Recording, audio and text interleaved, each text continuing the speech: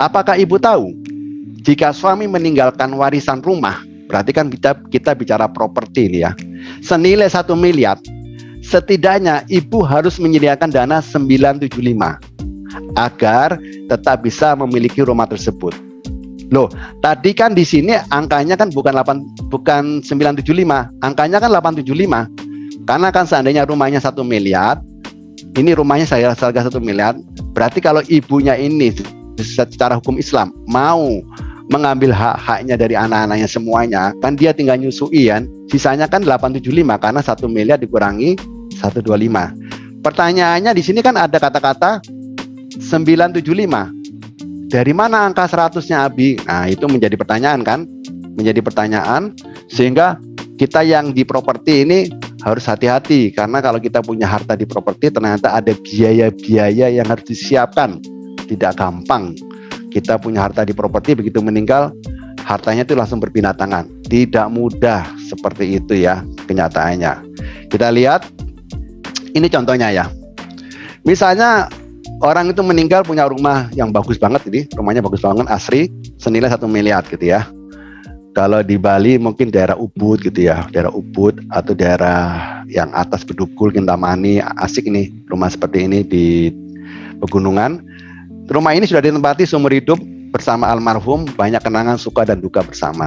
Ternyata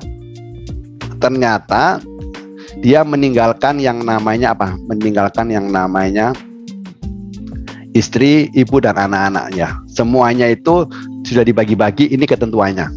Sudah dibagi-bagi ya ketentuannya ya.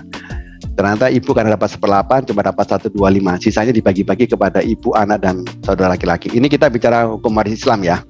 Kalau hukum waris perdata kan dia cuma membayarnya 675 kan. 675 karena 500 ditambah 175.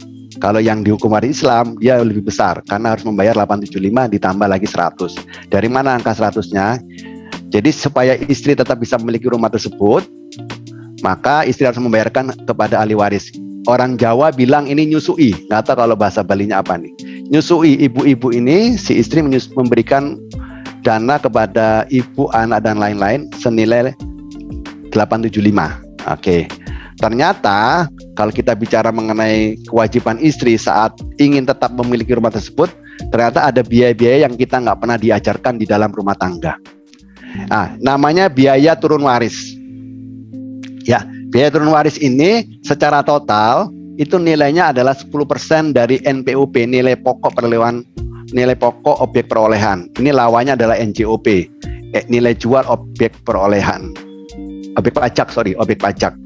Jadi ini adalah 10% kalau nilai perolehan objek pajaknya adalah 1 miliar. Perolehan itu gini, pada saat dia beli dulu transaksinya itu nilainya 1 miliar. Berarti dia harus mengeluarkan uang minimal senilai 1 miliar dikalikan 10% berarti nilainya adalah 100 juta. Pertanyaannya tidak semua orang siap dengan uang 100 juta. Di zaman sekarang ini di mana tight money policy, uang seret, kehidupan juga banyak resesi dan sebagainya, banyak orang yang tidak punya uang cash gitu ya, padahal sekarang adalah cash is the king.